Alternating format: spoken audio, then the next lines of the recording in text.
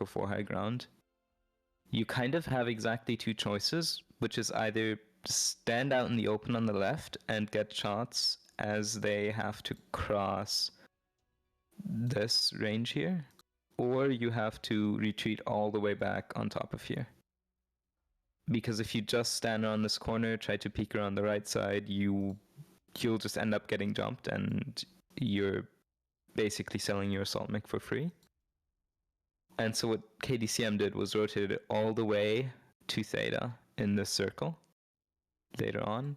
And then the other thing they did really well, which, considering this is just Brawl versus Brawl, was there was a bunch of mechs on like both sides here.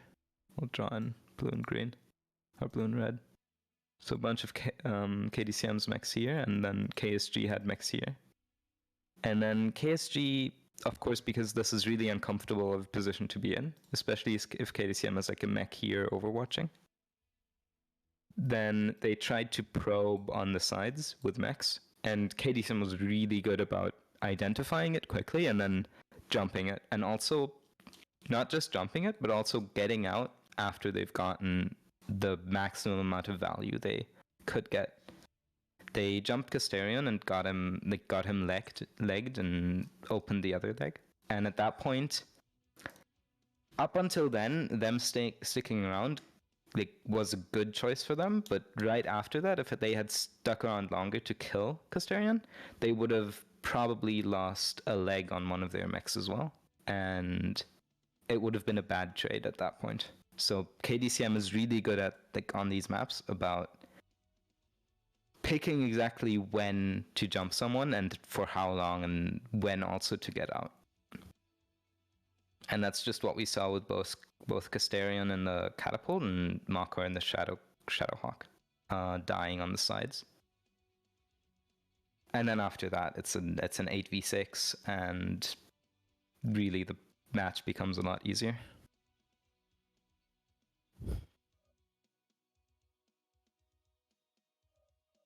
All right, well, it sounds like that's what we've got for mining. Let's move on to Crimson Strait. Ooh. Another really interesting map. It's multifaceted. You can do a lot of things. I've seen teams do full pushes on this map, and I've seen teams play full ER large on this map. We have KDCM on team 2, which is, I would almost want to say, advantageous for them if they're going to push, because team 2 has these really strong Overwatch positions where you can just sit at the actual edge of the map, and it's really, really hard to push into them. And you can also, this corner is really great for receiving pushes. Whereas team 1 is a lot harder to receive from. Also because the island ridge here lets you get up closer and then crest, instead of, if you're pushing into team 2, you have to kind of walk out in the open across island. So I think pushing is stronger from team 2, but KSG has the advantage here that they can see anything that goes over the saddle, so they know exactly what KDCM is doing from the start. Yeah, and this was Casterion's guards chose team 1 side for this map. So I would expect them to play a strat that is a lot more mobile. If I was KSG and I wanted to full receive and I would expect KDCM to push, I would have picked team 2. So knowing that, I would expect them to play something more mobile, or even maybe push themselves. Yeah, that'd be interesting. I called it earlier for Vitric, and it didn't happen, the push versus push, but it would be possible to shove a bunch of mechs in that Echo 3 water and not get spotted if KDCM was doing an island push. But KDCM's going to have mechs scouting from the saddle, I would take it, even if they do push. It's not an 8 mech NSR like it was, back in the day. So they would see the absence of mechs. Something we've seen from KDCM is sort of the saddle scout combined with an island push, and then these scouts will rotate in back to the island if they find anything there. And they've done this for their 2 matches in the seeding round. Yeah, invitationals. Did it for the knockouts as well. So keep an eye out for that strat. I don't know if they're gonna run with it or if they're gonna switch it up. Yeah, if I remember correctly, it was hybrid mechs that they were sending to the island, like quad ear large with red laser backup executioner. It can brawl or it can play range if it does get the island uncontested. So they did have some options built into that drop deck beyond just full on hardcore rushing. The ER large micropulse XE is really good on this map because it ends up being a perfectly capable trader. It plays differently to other traders, but it can kind of accomplish the same things. But it's also mobile enough for such a big map, and it can actually defend itself against the 2 mechs that are jumping it, instead of something like a Stalker, which, if it gets jumped by a Crusader, is 90% of the time just dead. Whereas the XE actually has a decent chance to win that. So it is a really good mech for making these aggressive moves onto island. Yeah. That's probably, if it's been working for KDCM, even if other teams have, seen it by now, probably still a strategy you can keep running. It does have some flexibility built into it. It's not, fully dedicated to a single strategy. The AC2 receive line that Castrian guards could put something up high in Charlie 4, like a night gear using the jump jets on the back ridge with Ultra 2 if they were dedicated to receive or something of that nature, and just play back receive while KDCM's pushing the water. I mean, KDCM with the island, if they're running some range elements, they have other options. They could, actually send a mech to Theta to grab the 3rd cap and occupy the island, start trading. They don't have to make that push into the water if they're running that hang on, flexible drop deck. I had a hiccup. Yeah, I had a hiccup. And so I have disconnected. I'm going to try to rejoin. Okay. We'll wait for you. Yep. Kind of have to.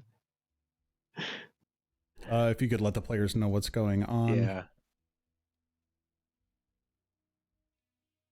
Oh, I'm just right back in on logging in. Okay, that's cool. Let me see if the stream has reconnected.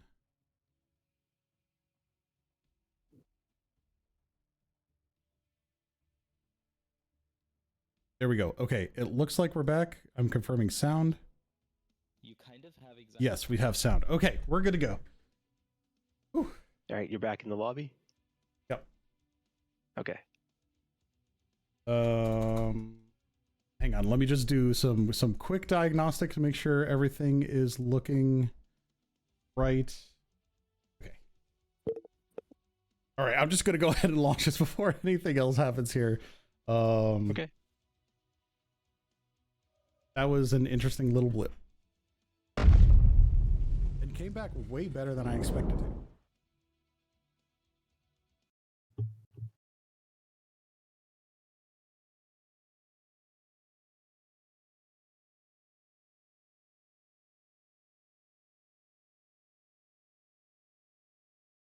Oh no, more ads already? We just got done with an ad break. Do I let this one?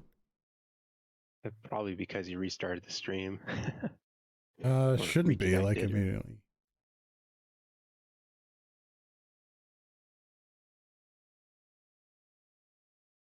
Well, for anyone affected by the ad, they can rewatch it later in the VOD. And also check out MWO leagues too. If we're not in an ad at this point with the delay. Yeah, I'm still trying that first person view out here, so we'll see how things go. Right. For this one, I am over with Casterian's guards. We've got Unova with the Marauder. We've got a Jade Kite, Shadowcat, Sun Spider, Direwolf. That's ooh, something. It's not quite correct. There we go.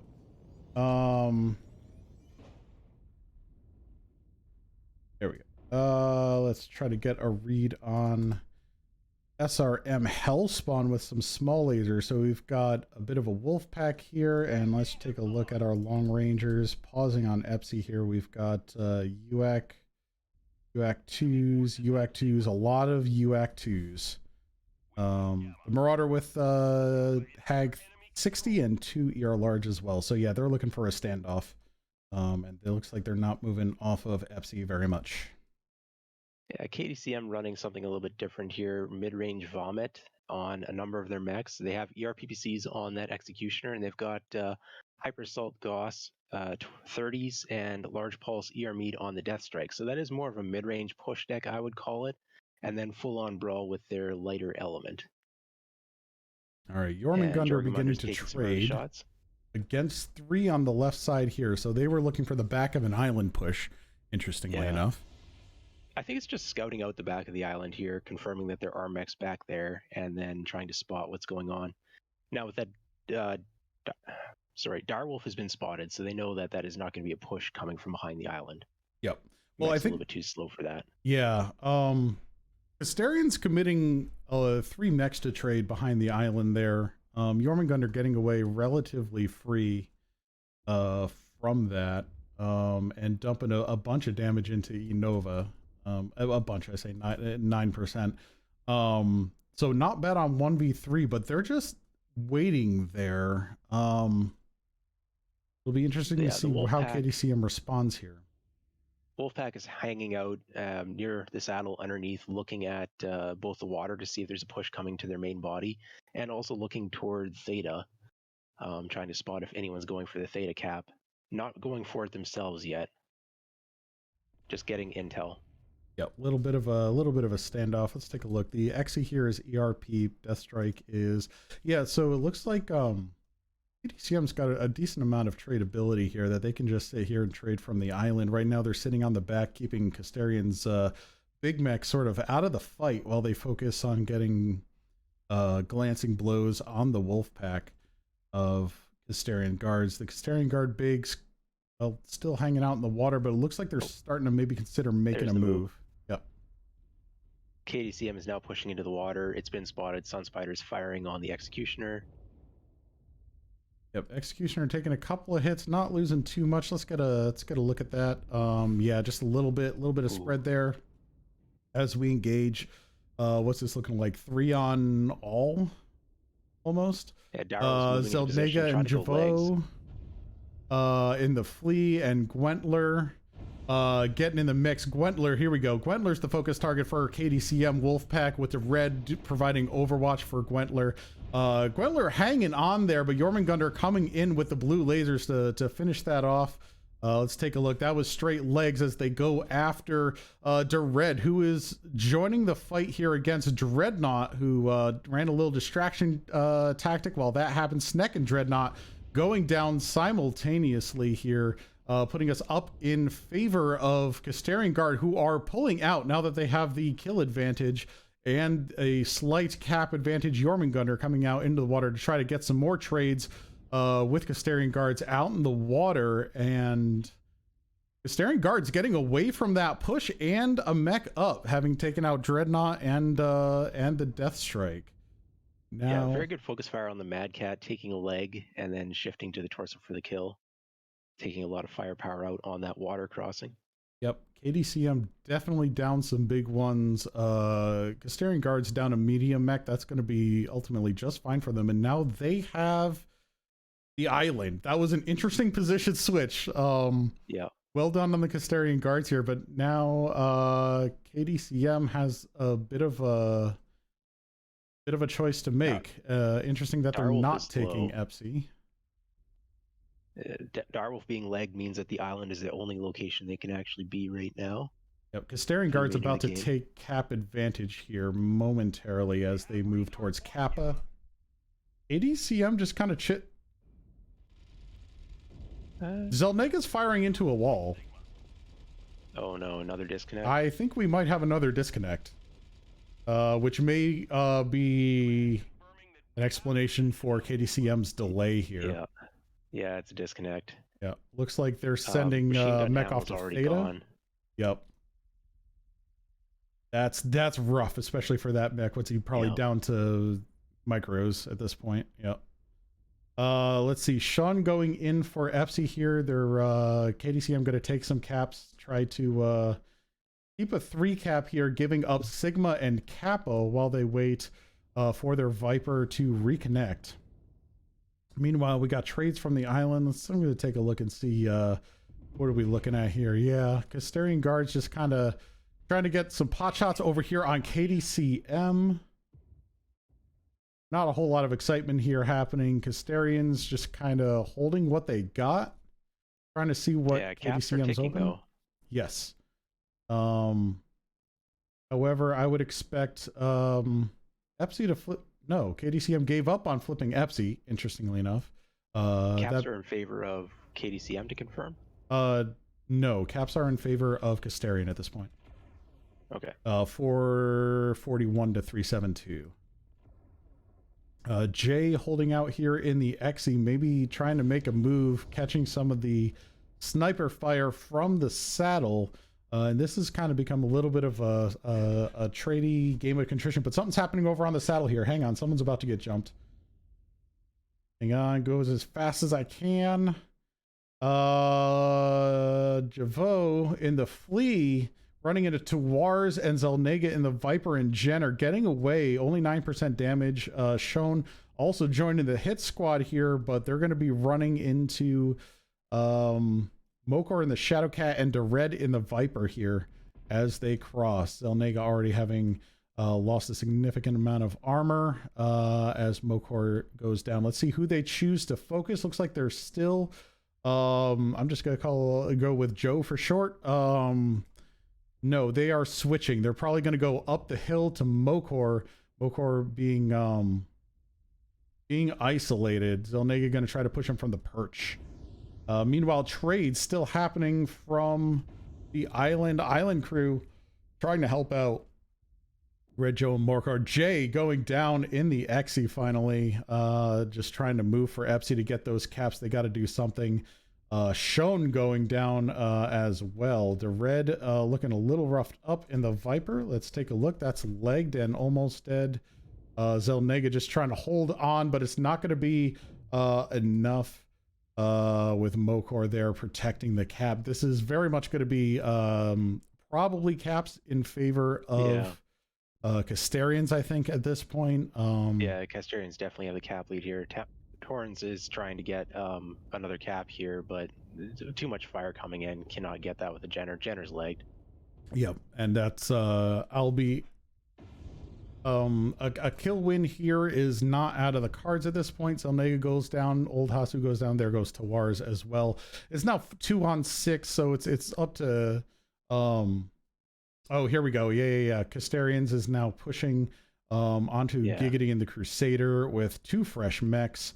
I don't know what the ammo count is. I know they've been pumping it out here. Zloy! Sunspider's leg. Ooh, that went fast, but it looks like Giggity is also going quickly. That's going to take that out. Jormungandr taking out Zloy. Might be able to take out Casterian. Honestly, the firepower is there. The question is Casterian going to be able to close instead? Maybe. Jormungandr getting legged. Casterian now legged as well. It's a leg off. There goes Casterian to close it out for Casterian's guards. 750 to 566, a very close cap game. Plagued by DC. Something funky is happening with the internet today, folks. We'll take a look at damages here in a moment.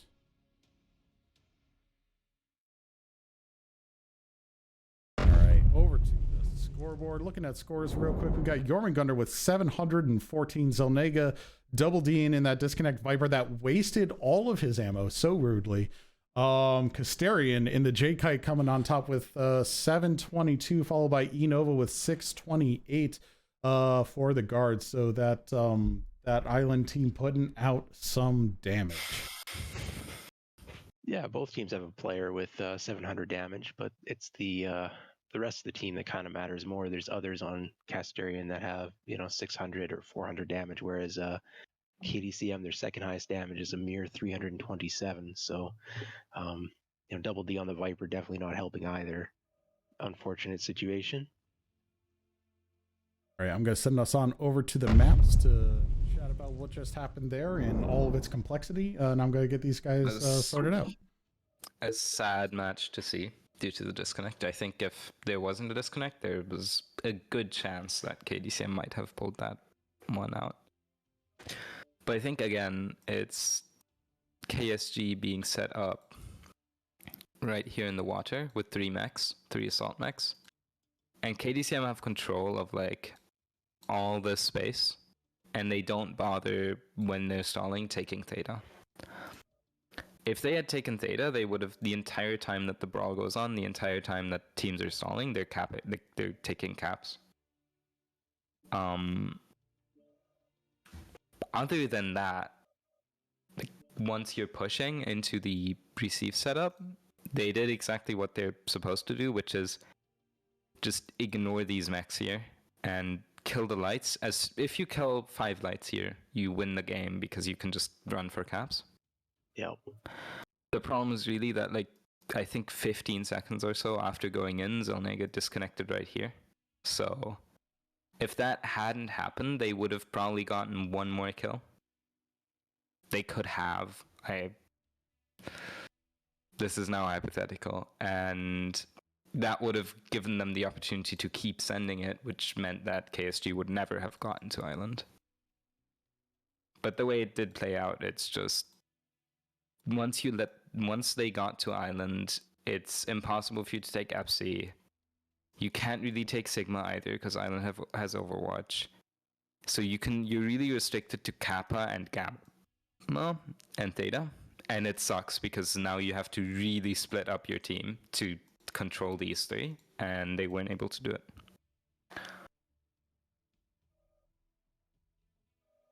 Yeah, the Viper disconnect, very unfortunate. You know, especially as it kind of almost came down to caps at the end. Having another fast mobile mech can definitely make a difference in those types of situations on a larger map that has caps as spread as they are on this map here, Crimson Strait. That Theta rework, it really did change how this map plays, changing the spawns and where the Theta is located on this map. I kind of enjoy that strategic tension around whether or not to make a play for Theta or how many mechs to commit to Theta. Makes this map a little bit different from the others in the map pool currently for MechWarrior Online. Yeah, it's a really interesting map because Theta is kind of like super cut off from the rest of the map, so that it's almost always just a playground for lights, which a lot of the time on other maps you have this dynamic where assaults can overwatch lights and help them getting caps. And on Theta, it is literally just how many light mechs do they have there? How many do we have there? Can we take Theta, or do our assaults need to play against their assaults now? Yeah, on occasion I've seen Team 2 put their assaults in the saddle, providing support to Theta, but they abandon the island in that situation. The island is such a strong point. Team 1 is able to counter that with a Gamma, Epsilon, Sigma cap play from the island. So I think there's still some other options to be explored here, but so far, the majority of the teams have arrived at this conclusion that you can test Island and you kind of don't really play for Theta, which be interesting to see if that changes as this tournament goes on. Do you want to go on to Polar Highlands now? Maybe talk about that a little bit more. I want to say, first off, I think there's some from teams. I think there are, from what I've seen in scrims, I think there are interesting things that we might see this Worlds on Crimson. But yeah, we can go on to Polar. Maybe it's something they pull out in a later round than round 2. I would assume so, yes. Polar, the biggest map, most notably, I think this is called Pride Rock, commonly amongst the community. The Gamma Hill. I've heard the name. And then you also kind of have this area. Notable things. You have this here and this. And then you have this as well. So those are kind of the spots where if you're receiving a push, you really want to be either here or here, depending on your team. Those tend to be the best spots. Of course, the optimal push receive is this. You never get pushed, but you also just lose and get 5 capped. Yeah, so this is a very big map. Everyone looking at it, pay attention to the grid square sizes. This is a lot larger than what it initially looks if you're unfamiliar with it. Every grid square is what, 500 meters across? So, like, even just theta to kappa is almost 1500. And theta to gamma, like, if you're up here, this is deceiving because this range on the map looks like just a kilometer, so it looks like it's ER large optimal, but it isn't because you're also 100 meters higher, so you're slightly out of optimal. Realistically, it's a really good map to push on, surprisingly. So, I would expect another push, as weird as that sounds. I'd expect KSG is team 2 this time, I think. So I would expect KSG to be set up around Sigma, G10, maybe extend onto Pride Rock. And then from KDCM, I would expect one of these pushes. You can kind of go through theta because it has a good amount of cover and you can follow the canyons, and you're still gonna be popping out at roughly 500 meters, but it's close enough that brawl is viable on this map. There's also probably the best map for cap strats if you're into just taking a lot of fast mechs and running around. Yeah, we've seen Incubus played on this a fair bit, with a big engine going for those cap plays. Yeah. I think this is contrary to like Vitric. Vitric is a map where the mech choices are very standard, very normalized, and but you get a lot of variety in how the decks are played. Polar is probably the map where I would expect to see the weirdest mech choices. There's merit to bringing LRMs on this map. There's merit to bringing full push with just SRMs. You can bring a full ER large deck if you wanted. Basically anything you can think of in terms of builds or drop deck, you can probably make it work on Polar. You know, I haven't seen the full LRM deck yet. I have seen a little bit of Narc on this map. I think it was in the invitational seeding round. Some teams brought Narc on a Summoner and Shadowcat, maybe it was, or maybe it was an actual light. And I think they're running like one ATM mech, but I haven't seen a full dedicated, 3 or 4 LRM boat type drop on this map. I don't think yet. We ran, so it's usually not full dedicated because LRMs are better the less mechs you have of them and the more dedicated those mechs are. But we've ran in the 2021 Grand Final, we ran LRMs and in a cap strat on Polar.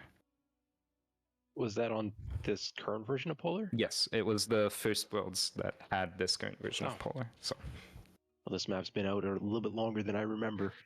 Strats have evolved since then, and I don't think that exact strat would win against current top teams. Yeah. But as it goes with all, changed. Similar to how we talked about the Mario jump earlier, where it evolved from just being jumping up on the left side, then teams started to play according to that, and then of course you change it because suddenly something that wasn't as optimal before is now the best path. And in a similar way, strats always evolve on these maps, even if the maps don't change. Every time someone or a team finds an adaptation to a strat that works against something, then of course the other teams that don't want to lose to that end up finding changes that make them more resilient against it. All right, both teams are locked at this point. I think that is a good spot to to wrap that. We'll come back and see what actually happens. In the meantime, I'm going to go ahead and launch these teams.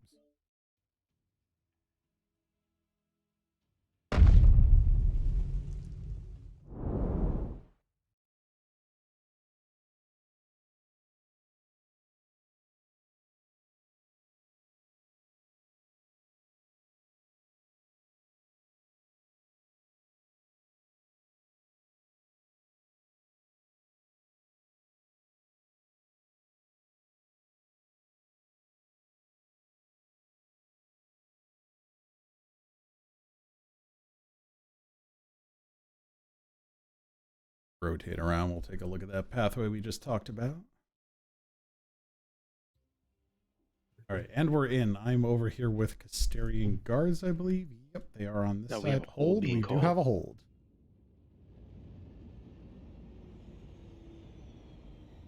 Command coming in. Capture and hold the resource points. Stop any hostiles that get in your way. You know, to be fair, I don't think we've had a repeat disconnector. So there's that. But we do have a hold here. I'm going to take this moment to take a look at the mechs. We've got some hags. Oh, they are going to ask a rules question. Let me pull up the rules.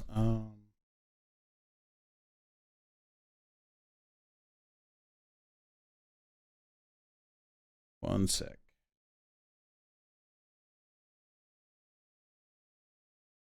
Yeah, just going through the builds here. Yes, again, if there is a redrop, teams can change their mechs. They don't have to bring the same mechs the second time. But what I'm seeing, it looks like kind of a received deck here from Casterian Guards again, with Paramechs with AC2, UAC2, and then some mid-range Vomit on some of their more mobile elements. KDCM 17, the Q skippers have, or Q dodgers, they've taken the Incubus. They're running ER large harassment build on that. It might be a little bit slower than the Cap Incubus, but I still expect that it will be doing a lot of capping.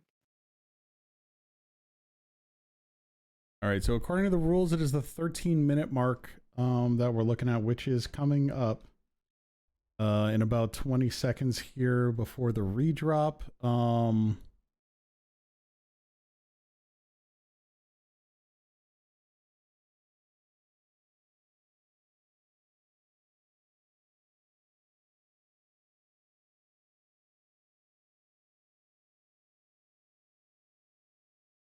redrop. Okay. Yeah, makes sense. So we're going to have a redrop here. Gives teams the opportunity to change up their builds if they elect to do so.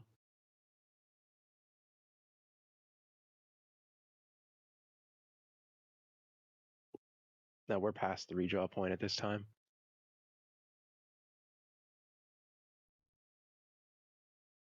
All right, they're going at 12. They're good. They're going to go. It is optional for Casterian to call the redrop or go.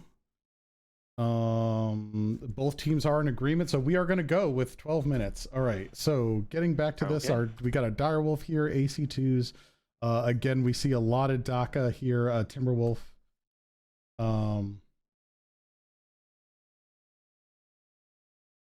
right, yeah, so they are agreed on the time. It looks like, oh, what is this build? This is an interesting Phoenix Hawk build here. What I found interesting on KDCM side was that Warhammer 2C Mole. It's running to a Hag 30 with a pair of ER Meads. It sounds undergunned to me. Yeah, it could be, depending on where it's placed. Yeah.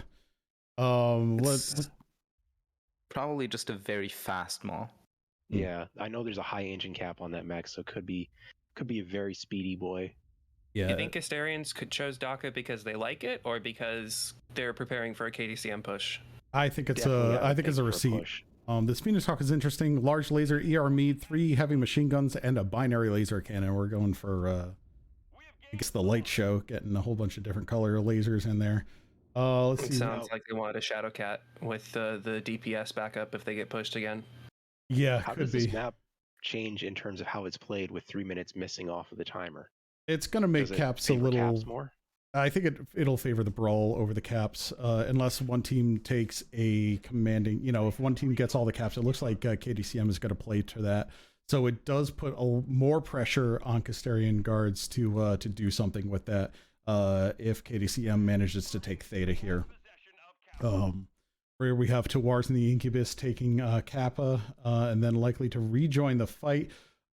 We've got Red here scouting out Theta, seeing what's going on, seeing if they can spot something. We've got some Incubus fire on Red to push him off that point. Meanwhile, we've got Castellarian guards up here on Pride Rock, just kind of scouting it out, looking for that KDCM push. We've got, this is probably the Sun Spider and Direwolf out here. No, Marauder and Direwolf out here just looking for the respawn, looking to get that back up. They're looking for this receive that KDCM is not giving them. So since we do have essentially 3 minutes of standing still here, KDCM now with 3 caps and Castellarian guards farther back is applying an incredible amount of pressure on Castellarian guards, because now they have to start moving and they have to respond to this 3 cap lead here.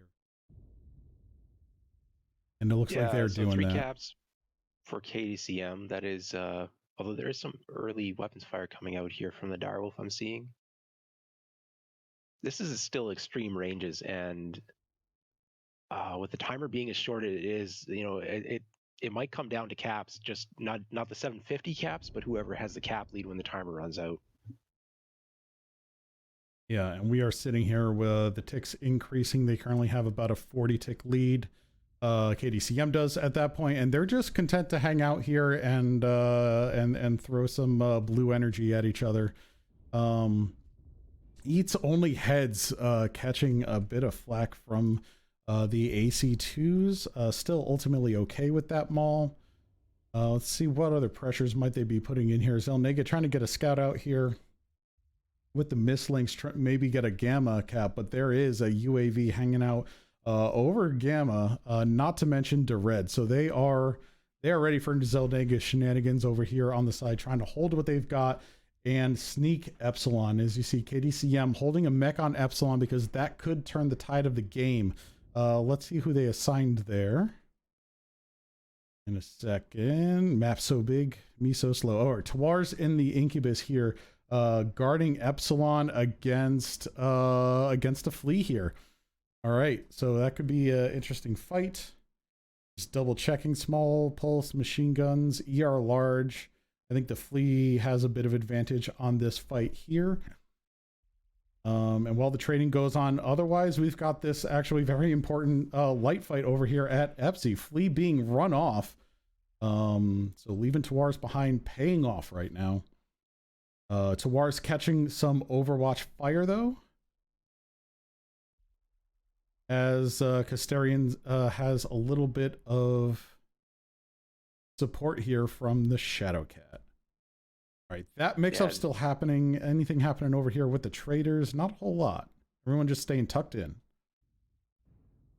Incubus is at a disadvantage in this duel here. Flea can outturn, and the ER larges have a hard time tracking.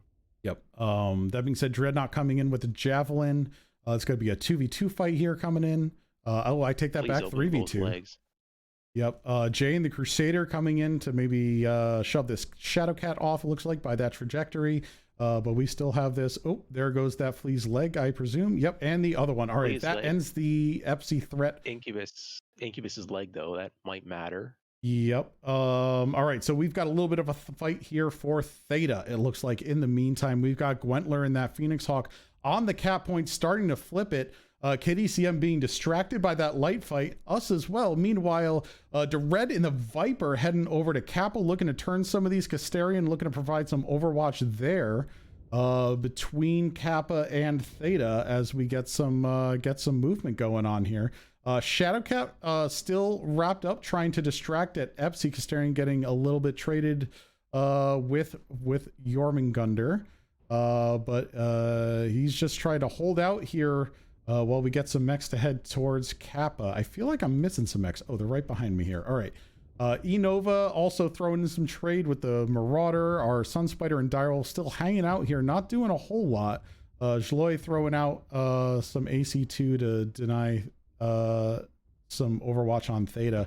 But Casterian Guards having to pull out from Theta, it looks like, as KDCM looks to push them, knowing that they are overall a mech up and they have a mech on Kappa right now. That's essentially 2 up for the push, while 1 up with our Incubus out. The Shadowcat, how is our Shadowcat doing over here? 61%, doing relatively okay. Just looking at the color of the numbers there. Here we go. Casterian Guard pushing in force onto Theta.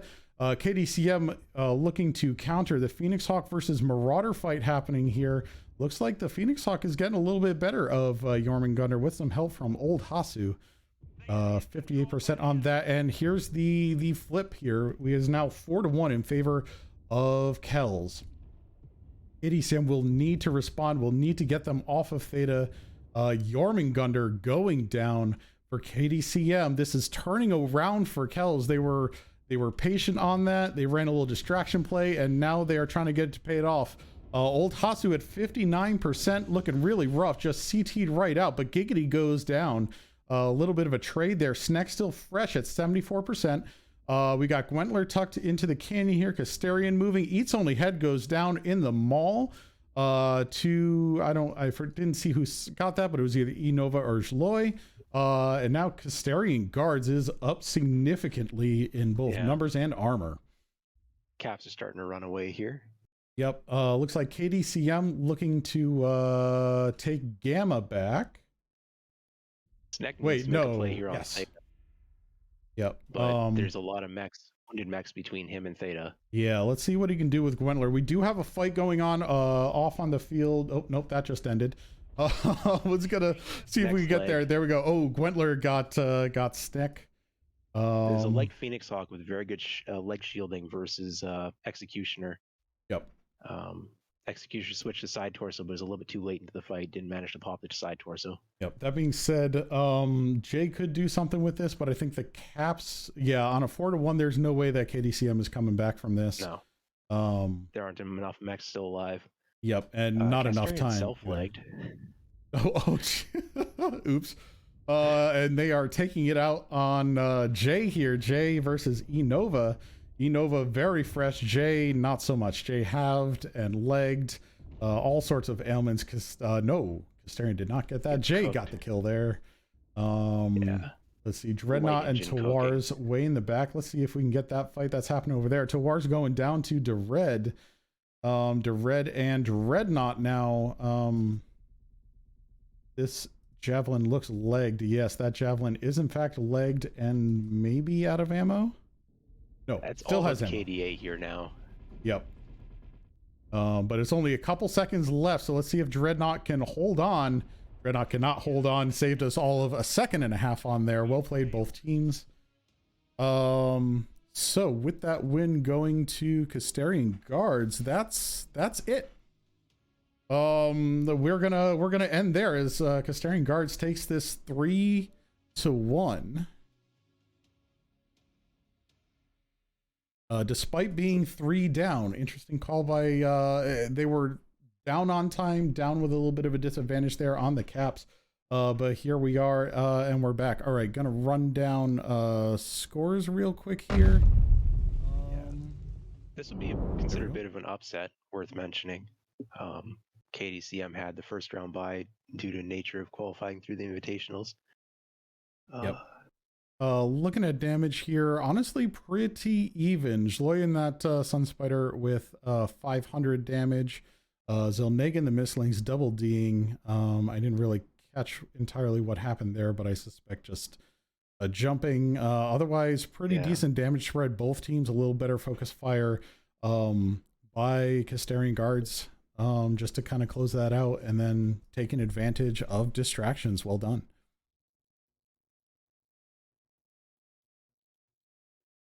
All right, we'll move down for a debrief on that. I'm going to head on over to the map room. Tio's connecting, joining us. I'll get your logo up there shortly. But yeah, have at for a few minutes while we get stuff swapped over. I'm actually glad KDCM did what I suggested earlier, which is identify that it's a receive strat and just take caps and not push into it.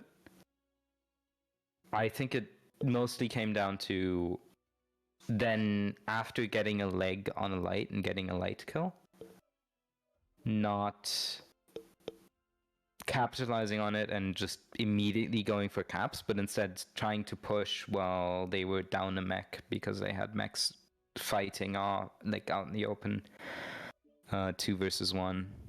So it just came down to playing by a set of strategies that were made beforehand, I think, instead of playing the way that the situation would have asked for.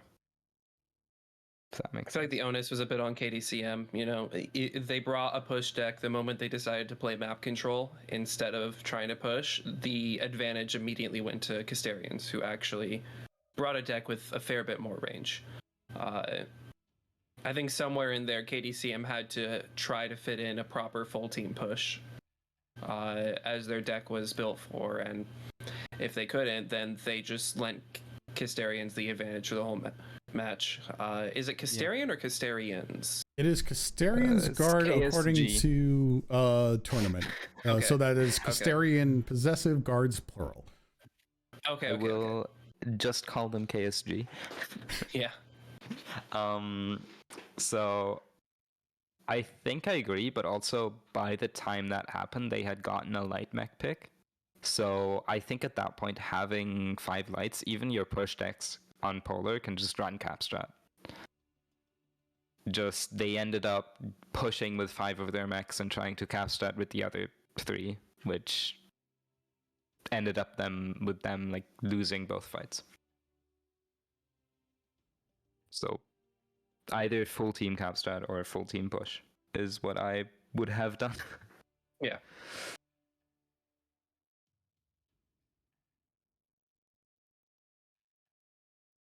I'm trying to think about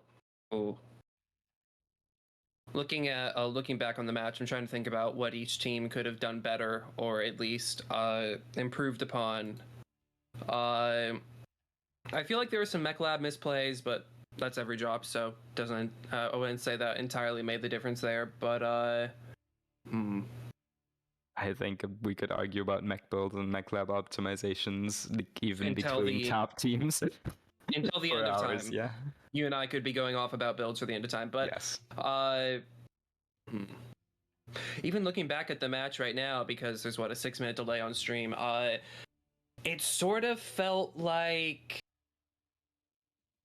actually more of a critique on anything else. Casterians felt a lot more reactionary than anything else, which is sort of what you expect when you're running a receive deck. You don't really have a plan. A lot of it is just, scout what the enemy's doing and go from there. But KDCM actually let themselves get super split across the map. And I know splitting up and holding caps is a big thing, but looking back at the stream right now, KDCM sending 3 people to kill a light, and then also that big fight over Theta itself, it just felt like KDCM allowed themselves to get split 3-5, and Casterian just pick off those groups as they please. You can see right now, we can see it on the stream, is KDCM pushing with 5 mechs. Meanwhile, if you look on the minimap, there's 3 mechs on Gamma and chasing 1 light for KSG. Yeah. And even if you're in a push deck, that is not a fight you win, even if you're up a mech. You're down a mech in the actual push. Yeah, which is interesting, because if you told me that one side brought a push deck and the other side brought a cap control deck on Polar, I would usually side with the push deck, to be honest, as far as who I think would win. So it's definitely a bit of an upset in my opinion. But on the other hand, though, I guess when you have a reputation like KDCM, it's a little easier to mind game and just know exactly what your opponent's bringing. If I was in Casterian's shoes, I would have been practicing and planning to deal with brawls for the past week. And Casterian, on the other hand, they've been around for a while, but they aren't as much of a predictable team, I think. This is their first time, I think, playing in the top 12, so people don't really know. Synergy. I just watched the rewind of Gwentler's Phoenix Hawk killing Snick's Executioner. That hurt. That hurt. Yeah. That hurt to watch. Yeah, I've got that in the first-person view there. On if you looking at the paper roll afterwards hurts. One touch on both sides and on the leg. And Snick was going for legs. Oh my goodness. He went for legs. The leg shielding was very good. He switched to side torsos, but he went for the left torso, then switched to going for the right torso before taking the that left hurt. torso. I definitely hurt a bit to see. Sometimes it just happens like that. Yep. Sometimes you pick the wrong component to go for, and then you realize that you're going to lose the fight if you keep going for it, and you just Hail Mary switch. But Yep. a lot of the times it's just at that point you've already lost. So, yeah. It is painful to see because I think both Tias and I, we've definitely been in those situations. Oh yeah, 100%. Yeah. And I mean, you know what? Like sometimes props are due to going, yeah, I made the wrong choice. Instead of doubling down on it, I'm gonna correct. But actually, real quick, what are the weekly predictions for Casterian versus KDCM? I need to check. I haven't this. checked. Let me look at this. So it's 76%. Oh wait. That's winner bracket. Wait a minute. Do we not have weekly predictions for the? No, that is for this the week? that is the weekly prediction. 76% voted yes. for a KDCM win. Yes. Unbelievable. A 76% of players thought KDCM would win. Wow. Since this was week 2 of the winners, or week 2 of the winners bracket, that means KSG is automatically in the top 6 this year. Oh, you may be right. Even if they lose their next match, they go down to losers bracket round 3. So, yeah. Automatic top 6. This messed up my bracket. That's I think everybody who made a bracket prediction, I think everybody who drew up a prediction predicted KDCM beating KSG. You know, KSG was just this unknown quantity because they're playing the European times. We don't know how strong they are in ComQ. Yes, they finished second in ComQ, but the argument was that they played more games, they farmed weaker teams, or they played during hours when the strong teams weren't available. And here we see them pulling up the upset on the team that pulled up the upset. You know, KDCM beat the 5th Jaguar Dragoons during the invitational qualifier. And now they've lost to Casterian's Guards here in a best of 5. So it's an upset, definitely an upset. Yep, and now looking at the bracket here, Casterian's next match will be the winner of Aubins and Mech Enjoyers. So yeah, those are going to be 2 very strong teams. Whichever one of those 2 comes out of that match or later today, you know, Casterian Guards would have another uphill fight there. Mech Enjoyers may be a little more familiar with Aubin's play, just because Mech Enjoyers, I mean, with what Casteria might do, just because Mech Enjoyers fought them in CompQ. Yeah. But I can say as an Aubin's player, I have no idea anything about Casterian. I really don't. I have never thought them before. Well, there's definitely some tape on them now with them having played in the Invitationals earlier in August, and then now having played 2 matches in the top 12. So. Probably worth doing some homework for both Aubins and Mech Enjoyers once their match is done and they know who they're definitely playing Casterian Guards. There is some tape to review. Yep. And KDCM now going to the losers bracket, losers 1.3, which means that they're fighting GNX. KDCM against GNX is a matchup I will always love to see, almost as much as I love to see GNX against Mech Enjoyers. That one's even better. What are the top rivalries this year? GNX and Mech Enjoyers, obviously. GNX hates Aubins. I don't know if Aubins hates GNX. As an Aubins player, how would you not know that? I'd say GNX and Mech Enjoyers are definitely a top rivalry. Does Clan Crossfire have beef? I don't think Clan Crossfire has beef. They're just existing. They're just existing. Community-wise, they're a good team. Yeah. No, I really can't think of any other rivalries.